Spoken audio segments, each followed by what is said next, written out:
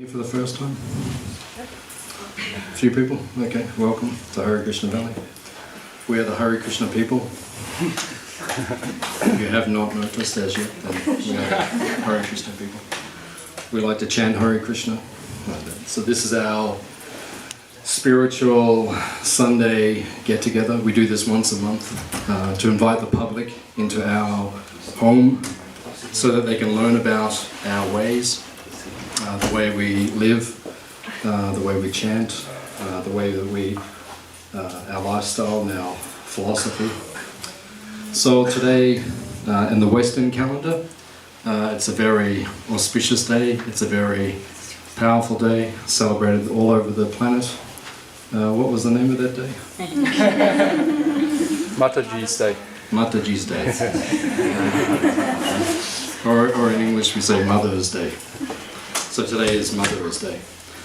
Actually, just a few minutes ago, just before we came in, Mani Griva was outside. He told me that the original purpose of this day, it was actually started by the church. And the meaning of the day was that the church was seen as the mother, and everyone would come, and after the sermon, then everyone would help, like repair the church and fix the church and look after the mother, like that. So next Mother's Day next year, we'll have a working bee here.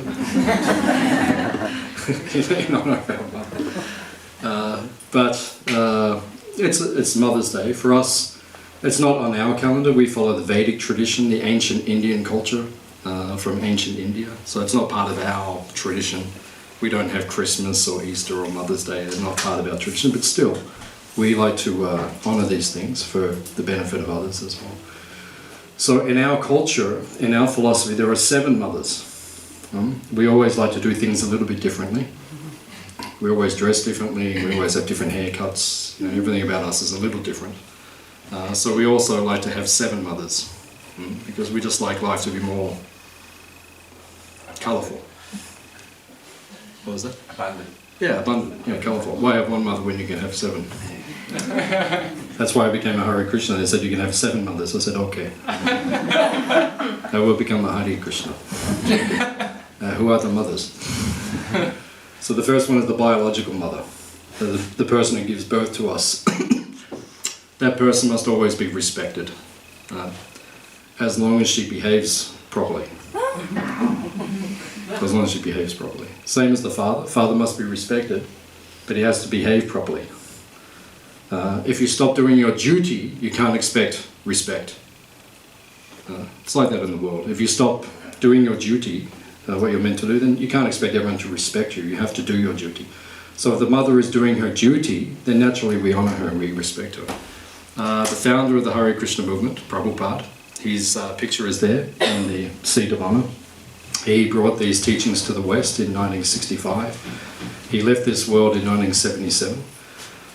So when he first came to the West and he initiated his first followers or disciples, at the end of the ceremony, they circumambulated Prabhupada, or they walked around him. It's like a way to respect or honor someone. When you circumambulate them, you walk around them. Especially in India, that's a common way of respecting. So after they respected their guru by walking around him, the mother was there of some of his disciples who he just initiated. He said, now circumambulate your mother. Give respect to her. So that is there, that is part of the system, that the mother must be respected because she looks after us selflessly. When we are born, we can't do anything for ourselves. We live off our mother's milk. So we're completely dependent on the mother. So you must offer respect to your mother. Especially if your daughter is sitting next to you, then this is a good conversation. You must respect your mother. Please circumambulate her and after the feast. Like that. So you're listening to this, Sesh? So this is part of my daughter's sitting there. So this is part of the Vedic culture. Like that. So we offer respect to the mother. The second mother is the cow. She's the second mother. Why? Because when we stop taking our mother's milk, traditionally, you live the rest of your life on the cow's milk. Of course, there's issues with that these days because the cows aren't being looked after properly. So then many people are becoming vegan in protest the way the cows are being treated. They're not being treated like mothers anymore. But actually the cow is our mother because we subsist off the nutrition which is given from her.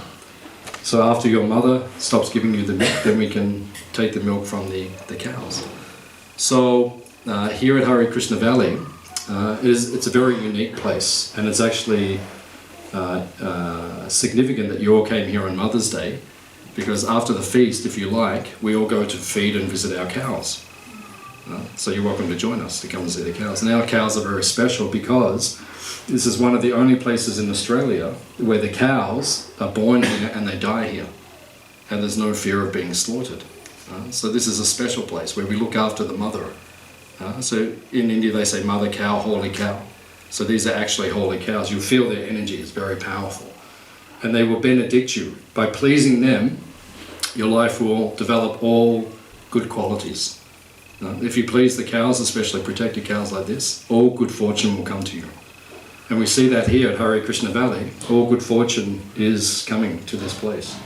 It's a very peaceful place. Do you feel like a peaceful vibration here? Anyone feel it? No? No, there's a peaceful, people say it. They say they come here and this is some vibration. Even our friend John, I probably told you last time, for those of you here last time, he lives about 5 kilometers through the forest that way. He's a solar electrician. He installs the solar panels here for some of our buildings. And the man doesn't believe in God. He's agnostic, he doesn't believe in God or anything like that. But he likes the Hare Krishnas. He's a friend of ours. So he came here. And he came here a few years ago and he drove on. We have a little bridge down the bottom. You saw the bridge, and he drove over on the way. And then he drove over the bridge, and then he came here to Hare Krishna Valley, and then he drove onto the property. And then when he drove onto the property, he said that he could smell incense. So then he drove up the hill here, and he got here to the top, and he said to me, who lights the incense near the bridge? I said, there's no incense near the bridge. And he said, no, there is incense. I could smell it. As soon as I came in, I could smell it. And then he said there's like a spiritual atmosphere and incense and everything is there, and flowers falling from the sky and all sorts of things. So I said, no, there's not actually any incense. But he said, I can feel like a vibration when you come here. And the reason is that because at this place, all species are protected and honoured. We don't kill anything. Everything is sacred here. Our kangaroos are sacred. The kangaroos are so used to us now, they don't even move when we ride past on our bikes.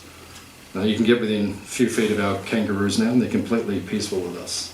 Because they know the vibration, they know there's no harm to them here. And especially our cows know that this place is a sacred place. So the cow is one of our 7 mothers and she's protected here, therefore the whole place becomes full of peace and prosperity. So that's one of our secrets here, look after your cows. So the first mother is your biological mother, the second is the cow, the third mother is the earth. She is one of our 7 mothers. And we see at this point in time, in history, people not looking after the mother, Mother Earth. She's not being looked after. The American Indians, they have a saying that never make a decision which will have a negative impact on 7 generations of your people. So you look at now, you look at our world leaders, like in America, who was that guy who won the election? Trump. Wasn't it? So I feel like Donald Trump, and who do we have here in Australia? Malcolm Turnbull and these people. I don't know if they are, I'm not convinced, that every decision they make is for the benefit of 7 generations of our people. I could be wrong, but I don't think that that's what they're doing. So the earth must be protected because she is a mother, because if we don't look after her, we die. That's what happens. If you don't look after the cows, negative karma will come to you. If you don't look after your biological mother, negative karma will come to you. And if you don't look after the earth, serious impact will come to you. And we see that that's happening at this point in time. The earth is withdrawing her natural resources. She'll actually give more if she is loved. Just like the cows, they give more milk when they're loved. The earth will naturally give in abundance if she's loved and looked after. And unfortunately, when they're not being looked after. So here at Hare Krishna Valley, it is spray-free, chemical-free, fully organic. Just like at the moment we're going into negotiations with Ceres up in Melbourne. Do you know Ceres? Yeah, you know Ceres like that. So we're going, who's the CEO? Cinnamon. She's a friend of mine. She's the CEO up at Cinnamon. So we're negotiating at the moment because they're supplying so many organic vegetables around Melbourne, they need more. So we're negotiating now to grow organic vegetables here and send up there. So that's our policy. And Cinnamon said, it must be organic. And I said, of course, Cinnamon, everything here is organic. We're the home of organic. Everything is organic. Our mantras are organic. Our cows are organic. Our monks are organic. The earth we put on our face is organic. Everything is organic. So naturally it is organic because we believe that you must respect the earth. And if you respect the earth, then she will look after us. So we grow as much as we can our own food here. At the moment, because it's winter, we're in between seasons like that. But all the pumpkins that you'll eat today now, that's all from our farm. So we grow as much as we can. Take the natural milk from the cows and the vegetables from the earth. So our biological mother, our cow, the earth, and then in the Vedic culture, in the ancient Indian culture, the wet nurse. Back in the ancient cultures, you would have other people who would sometimes feed the baby if the mother did not have sufficient milk or like that. So within a village, because this is one of the reasons why the earth was very peaceful in the past. People lived in villages. And unfortunately now we're destroying all the villages. And now everyone's living in an artificial way. But previously everyone used to live together. Just like the old saying is, a village can bring up a child. And you see these days, in this point in history, there's more mental disease on the planet than ever before. Did you know that? In fact, yeah, it's obvious. There's more mental disease. And the number one reason that is because the villages have gone. Because when you have villages and everyone's together, everyone is psychologically satisfied. People don't even talk to each other anymore. Has anyone been to Melbourne before? Ever got a tram in Melbourne? You ever sat next to someone in Melbourne and actually spoken to them on the tram? Or smiled at them? People think you're going to hijack the tram or something. If you just be nice to someone, they're like, whoa, this is weird, man. This guy's talking to me. It's like, he actually smiles. And it's becoming strange. And it's just because people are breaking down like that. So here in Hare Krishna Valley, we're developing a village. And maybe in the future we'll have wet nurses as well. We haven't got that advanced yet. But maybe if we have like a whole village, we can all look after each other and we can all satisfy each other. But that's one of the seven mothers. Right? And then the three remaining mothers are the wife of the king, the wife of the guru, and the wife of the holy man. They're also our mothers. So Malcolm Turnbull's wife, and Donald Trump's wife. What's her name? The wife? What is it? Melania. Melania. So Mother Melania. His current wife. His current wife, yeah. His current wife. Yeah, we hear all about it on the news. We know what's going on. How could you elect someone like that to run the planet? If you don't come from a very What's that? if you don't come from a clear headspace, then that's how you can elect somebody like Donald Trump. Yeah, true. If you're not being authentic. Yeah, I can promise you I didn't vote for him. Yeah. A friend of mine, actually, I was in India about 6 months ago, and a friend of mine, he was telling us a story, Braj, that a friend of his, like a friend of my friends, he's a tennis professional. He trains some of the people on the circuit, not the big names, but some of them. He's a Peter Burwash, he's a tennis professional. And he was at the US Open, and he was in a private box, watching the tennis. And Donald Trump was in there too. That was before he became the president, maybe a few years back. And he said the whole time Trump was in the box, he just had binoculars. And he was just looking around the crowd. He was looking for good-looking women. And when he found one, he would get his assistant and say, go and ask her to come and sit in the box with me. Like that. And then they'd go off into the crowd, row 47, seat A, find the girl, say, oh, by the way, Donald Trump's up there in the box, he wants you to come and sit with him. That's what he was doing. The whole tennis match wasn't even watching the tennis. Now he's running the free world. Like that. So we're in safe hands. No, it's all good.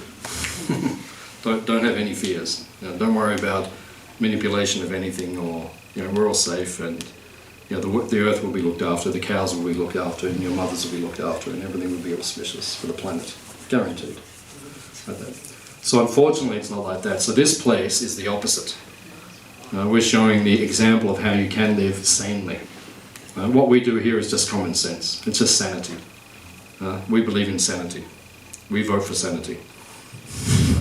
Normality. Just be normal, people. Of course, our haircuts are a little different. I know all those things. It's a little different. But the way we live, it's just normal. And it's in peace, and it's with respect, and in cooperation with everything that is around us. And in that way, the atmosphere is different. That's why the atmosphere is a little bit different. People say that to us when they come here. They feel there's a different atmosphere. So today is Mother's Day. So thank you all the mothers for coming. Like that. We honour you today. When we finish, we'll walk around you. If you don't mind. You're not embarrassed. Then we'll go and see the cows afterwards. The cows are also our mothers. After we have the feast, we'll take you around to go and see our cows. For those of you who just walked in, then I was explaining our cows. It's one of the only places in Australia where the cows are born here and they die here. So this dairy is called an ahimsa dairy. Ahimsa means no violence. So the cows are our family, and each one has a name. So we'll introduce you to the latest member of the clan. Her name is Chandrika. She's only 2 months old, 6 weeks old. She's still small, very small. And we'll introduce you to Akadashi. You know who she is because she'll come straight to the front. They've all got their individual personalities and like that. They're our family members. Everyone's got a name. How could you kill someone? It's like modern society is schizophrenic. I mean, there's a lot of schizophrenia in society, but as a whole, we have a schizophrenic society. Right? Save the whales and eat the cows. What's the difference? Why is a whale more special than a cow? They're both creatures of God. They're both created. They have equal respect. Just like in China, Vietnam, places like this, they eat the dogs. So there's big protests now around the planet. Save the dogs. Fantastic, save the dogs. But then where's the protest for the cow? And the chicken? And the fish? And all the creatures? Why don't we just have a big protest, just protect everything? Why is it just the dolphins? Of course, protect the dolphins, we should protect the dolphins, but then protect the fish also. Protect every living entity. And when you have respect for every living entity, because you're giving out that energy of compassion, that same energy comes back to you. Sometimes people say to us, they say, you look peaceful. And the reason is because we have that vibration. We give respect, that same energy comes back to us. So naturally we are peaceful. Because we honor all life. And if you honor life, then you will also receive blessings from the universe, from God, from all other living entities. So that's what we're doing here. We're trying to create that atmosphere. So you're welcome if you like it. You can come and live here with us. Just let us know when you're coming so we can make sure we can build some houses for you and stuff. But we can organise it. We've got a lot of land out here. We've got 200 acres here, so I'm sure we can fit a few more people here in Hare Krishna Valley. So does anyone have any questions or comments they'd like to ask? How many people are living here? Full time? Yeah. 9.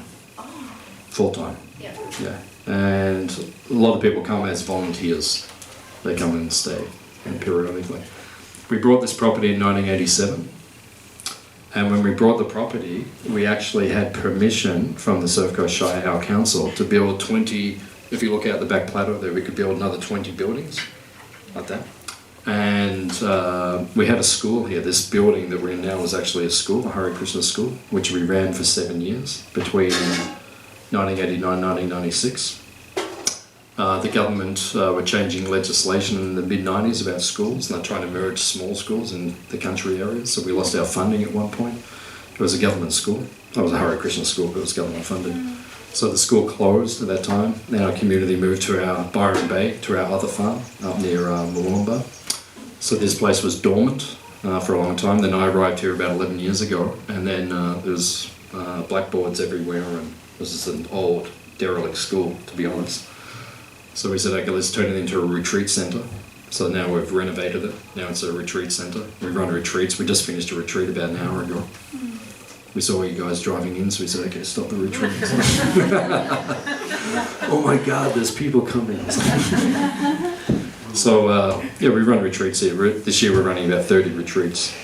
Other groups, yoga groups come and they hire the place and we facilitate them. And then we also run our own retreats. There's a few posters up. We've got a vegetarian cooking retreat coming up next month and all sorts of stuff. But there's a lot of interesting stuff going on here. And then we have a volunteer base. People come and they help out. So if you want to get involved, if you like gardening, or if you like looking after cows, or if you like hanging out with Haris and stuff like that, then just come down and like that. You can come and stay anytime. The food is good. So, any other question? Anything you've ever wanted to ask a Hare Krishna, if you had an opportunity, then you can ask. About anything deep, anything about the meaning of life, about the meaning of the universe, everything, we can answer those things. Or if you just want to know why I've got this haircut, then you can ask that. It's all good. Yes, sir. 2 questions. Yep. Do you have much to do with Aboriginal peoples? Because that's a big part of their mother and the outstuff of the Seven Sisters story. But another question is you're talking about mothers, and so there's all of these distinct sexual roles. How do you relate to LGBTI? How does that fit into Krishna? Okay. Yeah, two good questions, which I think. The first question is, how do we relate to Aboriginal culture? Like that. So, how do we relate to Aboriginal culture? The same way we relate to every culture, with respect. Every culture. We don't differentiate. Every culture has its place. Every culture has its wisdom. And if you cross culture, the entire planet, and you look at all of the ancient cultures, if you look at the Mayans, if you look at the Aztecs, if you look at the Native American Indians, if you look at the Vikings, the Romans, the Greeks, the Mongolians, the Egyptians, the ancient Indians, all the gods are the same. All the culture's the same, the history's the same, the stories are the same, the names are different. I've studied for years and it's all the same. And in our culture, we're monotheistic. We believe in one supreme being. And we say Krishna. He's a blue cowherd boy. That's how we understand the divine, like that. Different people see it in different ways. So we respect all cultures, and that's how we see God. He's a blue cowherd boy. So we see that because there's one supreme entity, all the cultures which are below the divine Father or the divine person or the divine light, the divine personality, that's all created by him. So we're not going to get into arguments or disparities over you're different and you're born on that side of that line that's on the ground in that country and I'm born on that side of the line. We're not going to argue like that. So how do we see Aboriginal culture? The same as we see every culture, with respect. And we learn from the ancient elders. We're actually thinking of getting some elders out here to teach us about bush tucker, how to live off the land, because if things really hit the fan in the future, we haven't got enough food, we could actually live here. We spoke to one elder, they said they need $600, that's their fee to come out here to run a workshop. So it means we'd have to get people to commit to attend. So we charge like $50 each, come for a day or half a day or whatever it is, and then we'll cook lunch as well. So if you're interested, let me know. I wasn't thinking to advertise that, but that's a commercial break. So. Personally, I reckon there would be demand. Yeah, sure. Black fellas are getting voice and white people are starting to listen. Yeah. So it's just coming. It's a good coming of time. Of It's action. coming together. Yeah, we respect everyone. One thing is that the reason there's friction on the earth, and the reason people don't get along, and the reason there is, just trying to think of the right word, the reason there is, what's the word? Disharmony. Quarrel, yeah. Disharmony, quarrel, like that. The reason this is here on the earth is because we see in terms of our body. So as you said, black fella, white fella. There is no black fella, there is no white fella. As Bruce Lee said, everyone knows Bruce Lee? Right. Like that. Great, I have great respect for Bruce. He said many, many wise things. He was being interviewed one time. Oh, you're Asian, you're coming to America? He said, we're all one family. You say American, you say Asian. Who says? They're just names. Who made those names? It's irrelevant. Black fella, white fella. That's why there is problems in the world. Because people say, oh, black fella, white fella, yellow fella, red fella. Your next question, LH, I don't even know how to say it, but LHBLG. No. I know what you're talking about. Yeah, I know what you're talking about. So that's all external. That's just the body. None of us are the body. We're all the soul. So in our philosophy, we see the soul. We offer respect to everyone here, right? You're all worthy of my respect. This is my home. There's also your home. You've come here. We will feed you today, right? We will offer you respect and honor you, whether you're a mother or not, right? We'll give you respect today. And we ask you to respect everything which is here. And we ask you to respect all life. That's the same thing. You say, oh, black man, white man. What about the animal? Oh, animal, I can kill him because he's animal. No. He is soul. He is spirit. He is equal to you and I. Even the plant, you can't take the plant. Anything, you can't harm anything. No, it doesn't belong to you. You can't create life, you can't take life. Simple as that. So how do we see the Aboriginals? With respect. Because we see them as brothers. Because we are brothers. That's how we feel.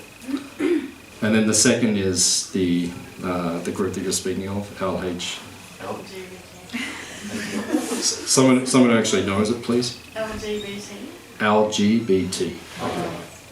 IQA. IQA. Thank you. Oh, wow. Not sure what it all means, but I know what you're referring to. It's just gender fluid. Yeah, I know what you're referring to. Yeah. Same thing. How do we see it? With respect? What's the difference? Just like, some very close friends of mine recently, a gay couple, they got married. Right, so what's the problem? Once again, souls, two souls. When we're in this body, we identify with the body. When you identify with the body, you identify with the body's needs. That's why we get married, and that's why, if you're gay, you have a gay attraction. If you're hetero, you have a hetero attraction. Whatever it is, that's all to do with the body. All of that has to be transcended. That's all to do with the body. It's not to do with the soul. It's not an enlightened stage of consciousness. So while we're in that unenlightened state in consciousness, if you have needs of the body and you have to fulfill those needs, fulfill them, but fulfill them in a honourable way. Like in our culture, marriage is there. I'm married. My good wife is just sitting over there.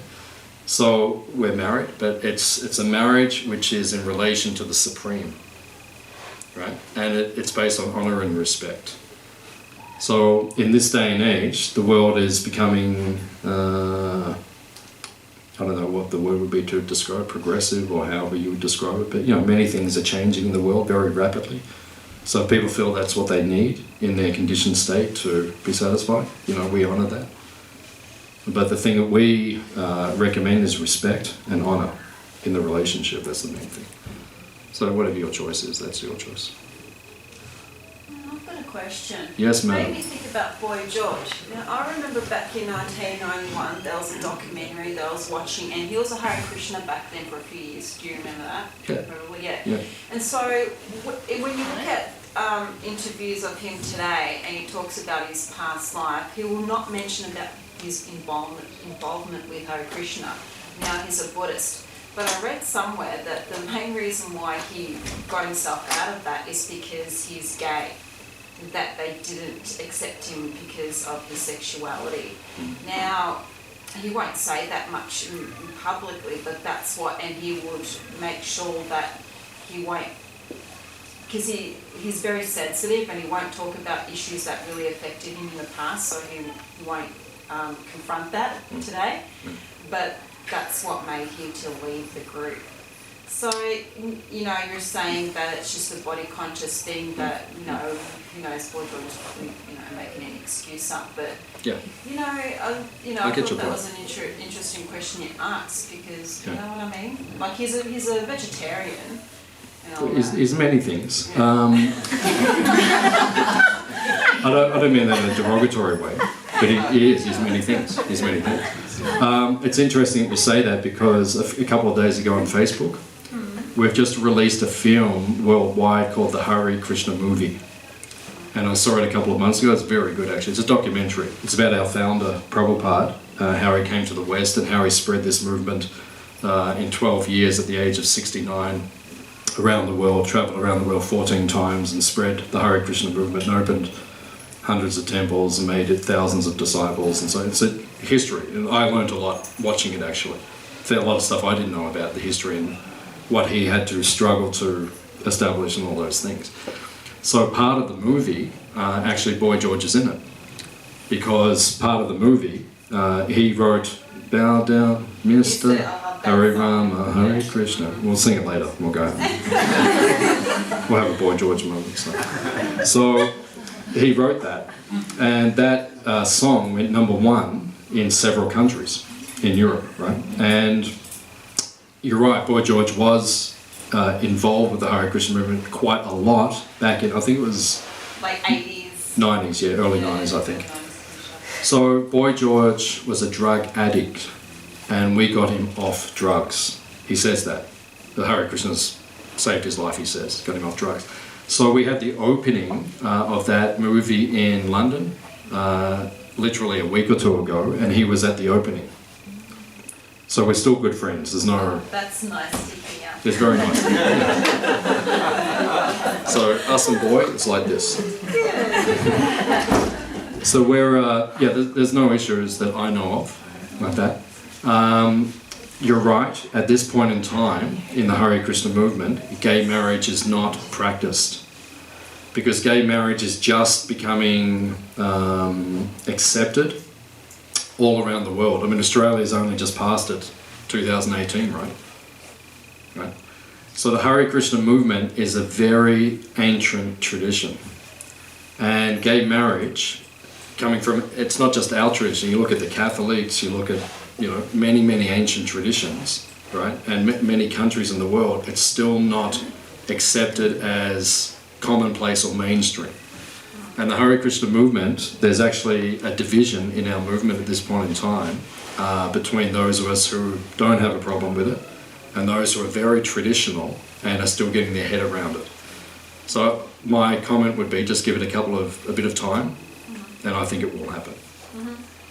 Like that. But you're right, at the moment it's not practiced at this point in time. That being said, 2 of my Hare Krishna friends got married a couple of weeks ago. Right, but they couldn't do it in the Hare Krishna temple. Right, so that's something that I'm concerned with, and something I would like to see changed, but you know. So yeah, it's a work in progress. That leads me to a question. Like that. So Yes, sir. you personally would have no objection to them marrying in the temple. What stops you marrying them in the temple? It's an organisation. It's an organisation. You know, it's made up of individuals, but it's an organisation. So you don't want to create waves in the movement. Like I said, I'm confident. Just give it some time, and it won't be an issue. But you know, when you're dealing with, you know, there might be people in this room who have some concerns with it. There might be, and you know, this is, like I said, it's an old tradition, which has been implanted in a modern culture. And if you look at many elderly people in our society right now, they find gay marriage to be challenging because they're older and it's a traditional thing and things weren't done like that. Now, you know, for someone in my generation, it's not a problem. You know, so it's just a matter of time, that's all, I think. Well, you mentioned about the world getting progressive. Oh, there you are, sorry. I thought God was speaking to me. I couldn't see anyone, and I thought, well, maybe this is my day. Where, Hence I'm sitting here. Yeah. Sorry about that. no, I thought I was lucky, but anyway, it's still good. You mentioned about the world getting progressive, which is, in fact, You have to speak a little louder. So, you mentioned about the world getting progressive, progressive. Yeah. Yeah. which is true. That things are changing from generation to generation. Yeah. right? Very quickly. Yeah, but while it is progressive, it is also disruptive. Like Yeah. things are changing for good, but Yeah. it is also bringing a lot of bad. Yeah. So what is that, can be brought into the entire society and the world to have an absolute harmony and peace and that, just the progressiveness and nothing. Yeah. Yeah, it's not an easy balance to strike, because as you said, the world is changing rapidly, like before our eyes. You see, like what's coming in the next generation and how they're going to live and everything. It's happening very rapidly. So you've got ancient teachings, which I practice in my life. My life is based on following ancient teachings, and I find that it gives complete clarity and balance in my life when I follow those teachings. So I think it's a good thing. It shouldn't be rejected. However, how to adopt that into the modern world when people are changing so rapidly, right? That takes a great deal of expertise. And Prabhupada, who was the founder of the Hare Krishna movement, when he came to America in 1965, he was coming from an ancient tradition. He was a monk. He walked into America, which was completely changed. Flower power was ruling, right? The hippie culture was just emerging at its height, at its forefront. Do what you want to do, be what you want to be. Yeah. Like it was the whole world, right? The Stones were saying, I can't get no satisfaction. The Beatles were saying, let it be. John and Yoko were sitting for, 3 months in bed, having a sleep in. A loving. Like that. So the world was radical, right? And then Prabhupada comes in the middle of it, right? And says, okay, to get peace and happiness, you have to follow certain, one of our rules in the Hare Krishna movement, which we choose to follow, one of our conditions that we choose to follow as monks and as practitioners, is no intoxication. So we don't take any drugs, we don't even take tea and coffee, those of us are very strict. Anything addictive, drugs, cigarettes, all those things. So, you come into the height of the hippie flower power, where the whole hippie, Hyde-Asbury in Los Angeles, San Francisco was floating, right? The whole counterculture was virtually floating around. Allen Ginsberg, the leader of LSD, this was the culture. And Prabhupada walks in and says, none of it. That's radical, right? So I personally believe that to live without that in your life is the best way to live. And I've practiced that for 30 years. And I feel very clear and I feel the benefit myself. And I see people who do that. And I personally recommend that to anyone like that. But then, as we said, the world's very different now. People are doing everything. So how to, balance those two, it's a great challenge. So there's certain things that, as you said, that if we do change, the world will become worse. So that's why sometimes as Hare Krishnas we have to be a little, a little disciplined. We say, don't eat meat. Like that. Well, the whole world's eating meat.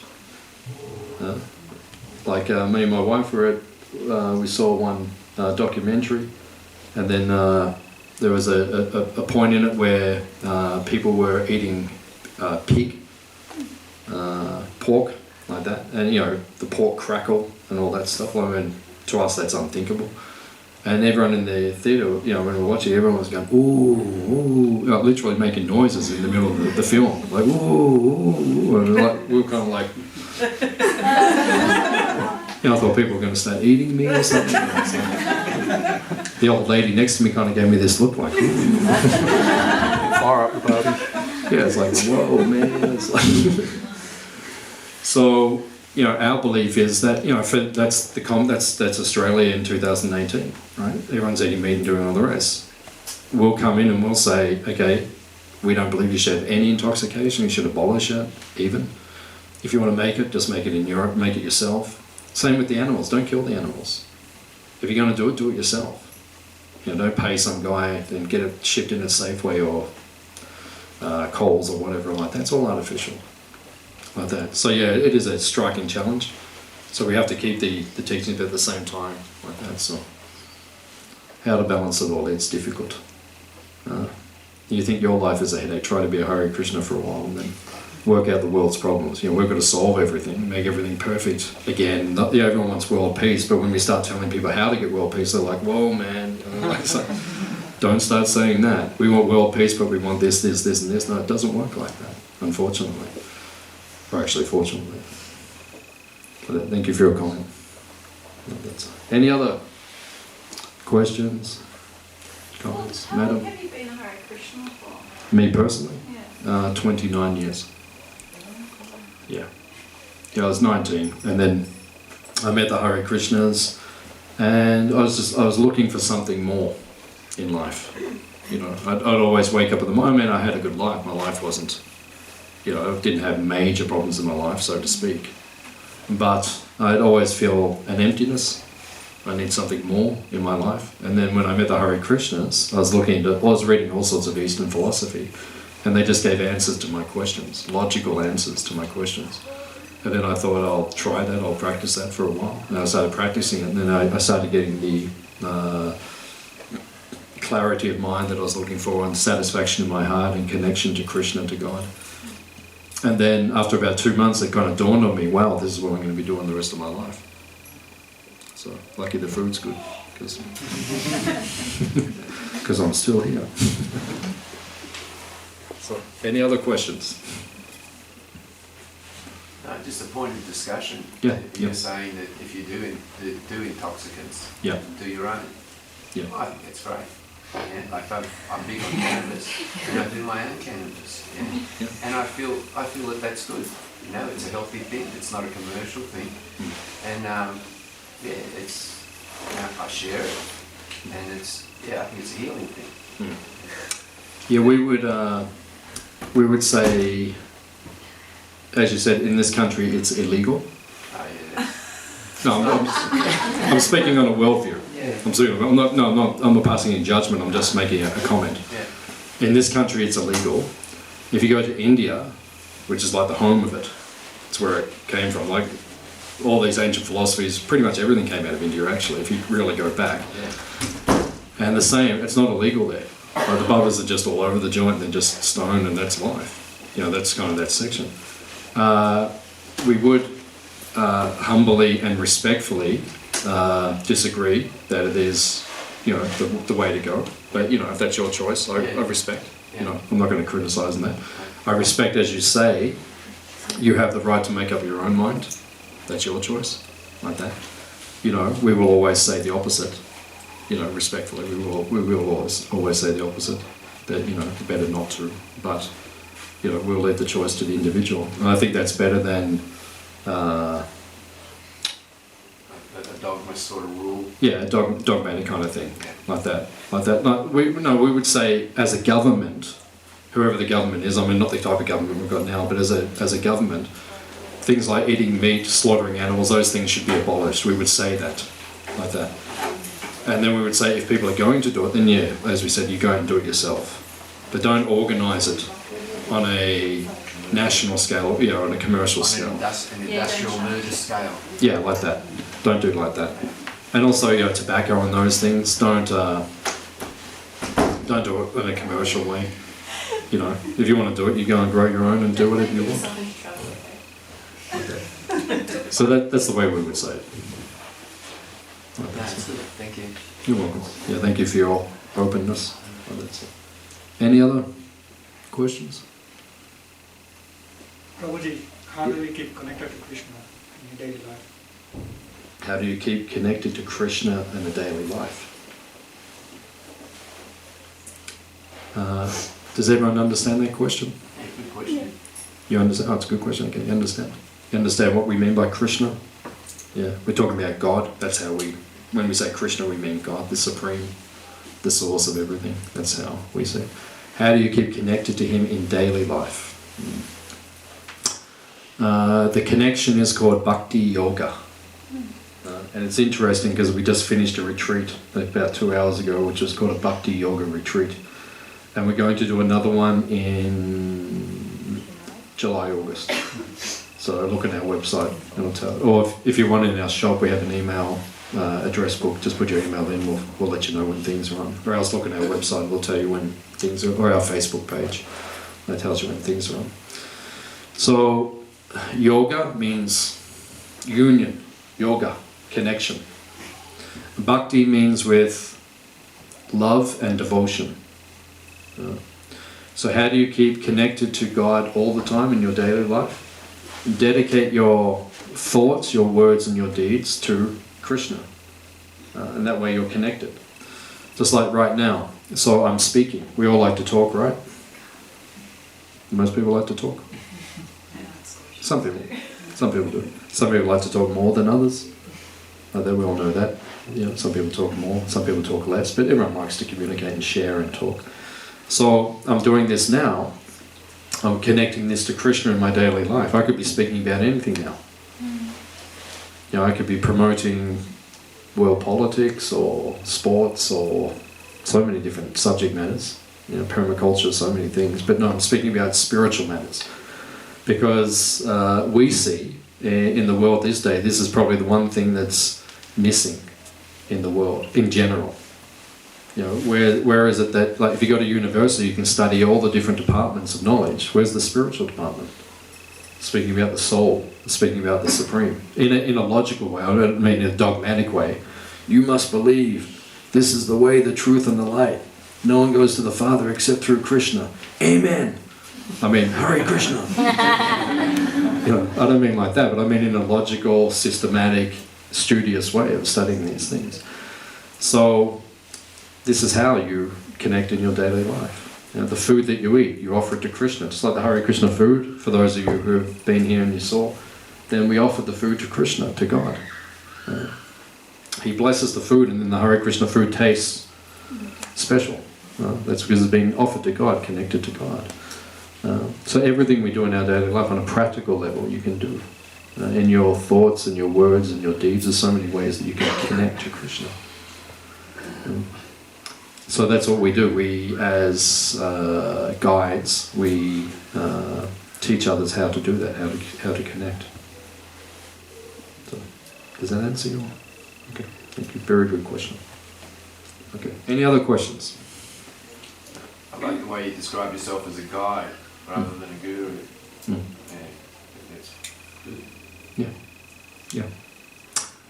Guru is just the Sanskrit word for guide.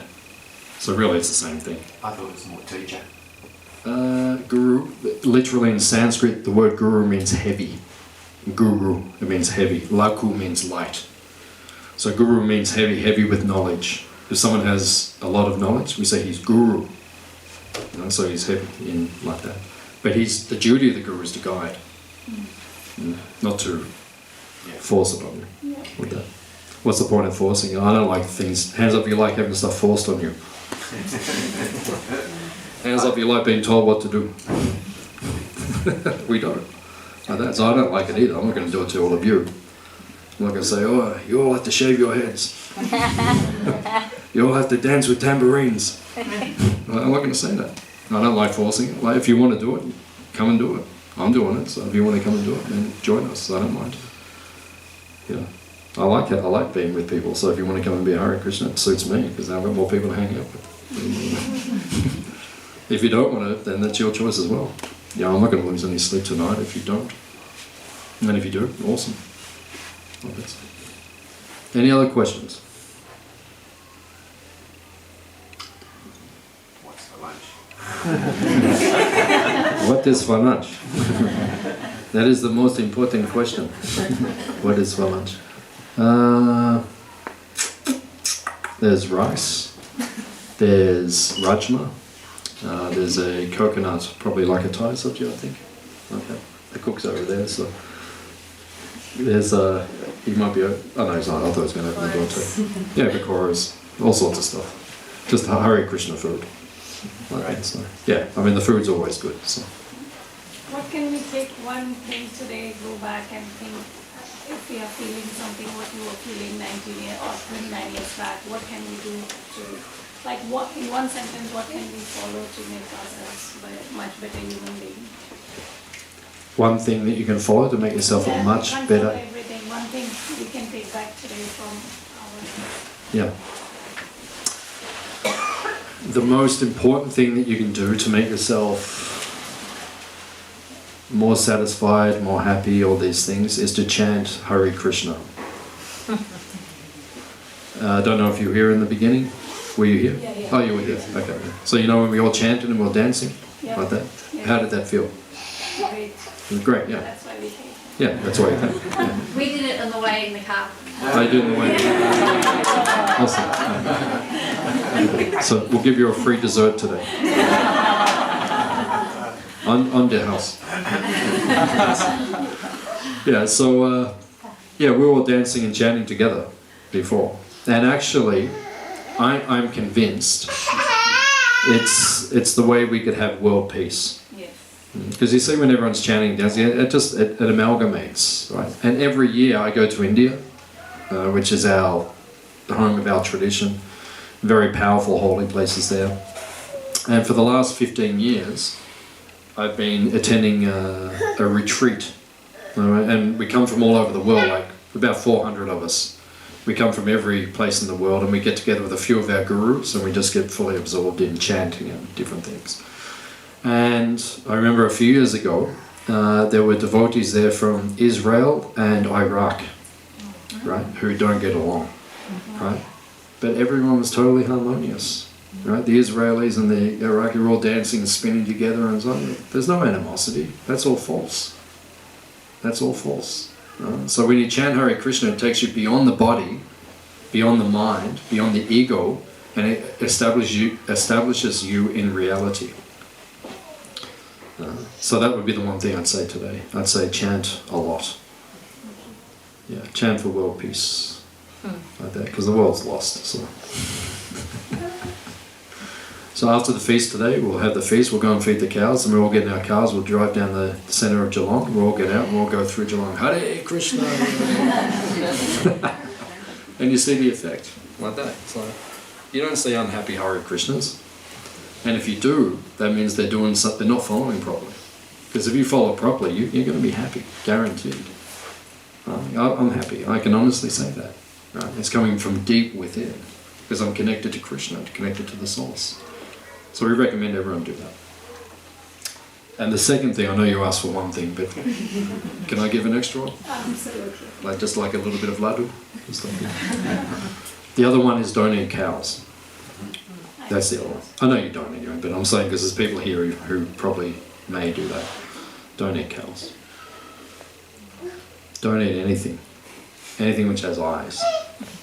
The only thing you can eat that has eyes is a potato. Okay? Aloo gobi, bas. Ticket? Acha. Okay. That would be my second bit of advice. I have to throw that in. Because we love our cows. And we don't like to think of any cow being harmed. So, very good. I know you're doing it already. But... Any other questions? Do you guys do Harinam Sankirtan in Geelong? Not often, but sometimes. Yeah, we go and chant on the streets in Geelong sometimes. What we do here at Hare Krishna Valley, we bring people to us. You come here and chant. Because it takes a lot of work to maintain this place. We have 200 acres. We have 19 cows. There's 9 of us living here. We have a retreat centre. We just finished a retreat this weekend. We're busy. So we would like to go and chant on the streets of Geelong. And in the 1970s, that's all the Hare Krishnas did. Just chanted up and down the streets all day, 8 hours a day, because they had nothing else to do. Then we brought farms and restaurants and temples and all those things. Now we're busy, so we can't do it as much as we used to do. But we still do sometimes. But we chant here, and people come. And, like just before, if you saw it, it's very blissful. Everyone's chanting and dancing in ecstasy, Hare Krishna Mahamantra. Very nice. Yeah, we'll do it, guys. You were here? Or? Yeah. Oh, you were here? Okay. So. I saw you dancing. You saw him dancing in chant? Yeah. Keshava. Oh, that's good. There is Yeah. a big Harinam today, but going to do in Melbourne because of Mother's Day. Oh, You yeah. guys are... Yeah. There's a big chanting party in Melbourne today. in celebration of Mother's Day. We just make up any excuse. We say Mother's Day, yeah, go on chant. AFL Grand Final, yeah, go on chant. New Year's Eve. Yeah, New Year's Eve. White night. Big one. Yeah, White Night. Australian Day. Australia Day, calm down. It was funny a couple of years ago, we were AFL Grand Final, which is kind of not really, it's not our... It's not Krishna consciousness and AFL grand finals don't really flow in the same sentences. Yeah, you know what I'm talking about. It's not like exactly the same mood. Only because, I think football's a good game, and I think, I like having a kick with, kick around, but when you take it seriously, to the point where you need a sports psychologist when you lose the grand final, that's obviously, that's not in touch with reality anymore. Just like in the 1970s, one of the most famous players of the 1970s, his name was Lee Matthews. Do you know him? Yeah. Famous. So he used to say, we used to lose the match, we'd just go and have a shower and go home, that was it. Now they lose the match, the sports psychologist to come out, you're okay? You lost, are you okay? You're going to be alright? Do you need to see the psychologist? Are you okay? Well, if it's like that, it's out of balance now. It's just a game. It's a couple of boys wearing shorts, kicking a leather ball through posts. And if one kicks it through more and one kicks it through less, who really cares? It doesn't really matter. So now it's out of balance. So anyway, it was the AFL Grand Final, so the Hare Krishnas all went down there. And we're chanting outside the MCG. They wouldn't let us chant on the oval. I said, no. So we're chanting outside, but then the Channel 7 cameras got us, and then, thousands, probably hundreds of thousands of people saw it. All the Haris, dancing and chanting. So yeah, any excuse, we go out and chat. We try to, make the world more happy and peaceful. So then whoever loses the grand final, they can cope. When they finish there, they walk out, the Haris there, and they say, and we just say, just chant, man. You'll be okay. You'll live, man. You'll live. So yeah, any excuse to chant. Chanting is very powerful, very auspicious. So. Any other question? Is anyone hungry? Are you leading the conversation? Just one last question. Yes, madam. The last one. Yeah. Because you want to eat. With the vegan diet, how they don't eat onion and garlic. Yeah. What are the reasons for that? Why we don't eat onion and garlic? Yeah. They're overstimulating. They overly stimulate the nervous system. Those two foods. So we're practicing a meditative yoga lifestyle. Our whole objective is to become very calm. And those foods, they stimulate you. You become very passionate when you eat them, especially the garlic. It's not really the right combination. It doesn't work. Overstimulates. As medicines, they're very good. Garlic in particular, it's a very good medicine, especially for the heart and other things. It's a very powerful medicine. However, ginger does everything that garlic does.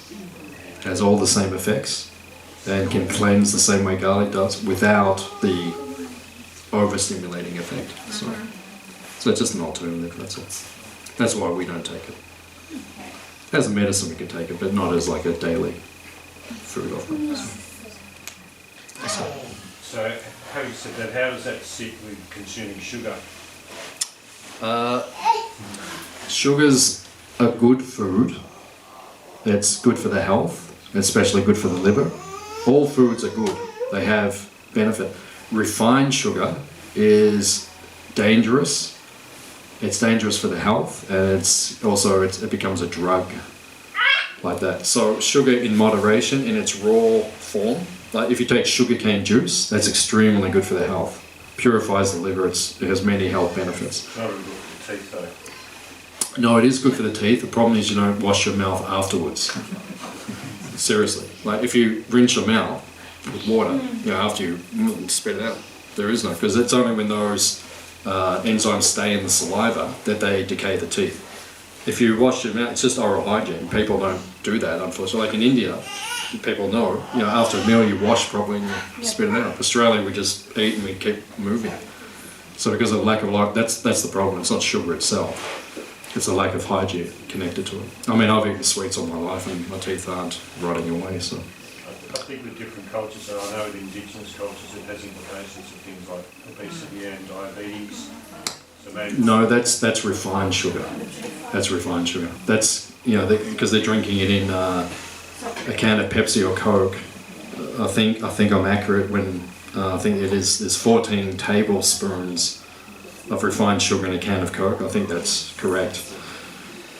That's not healthy. That's the issue. An Aboriginal eating sugar's no issue.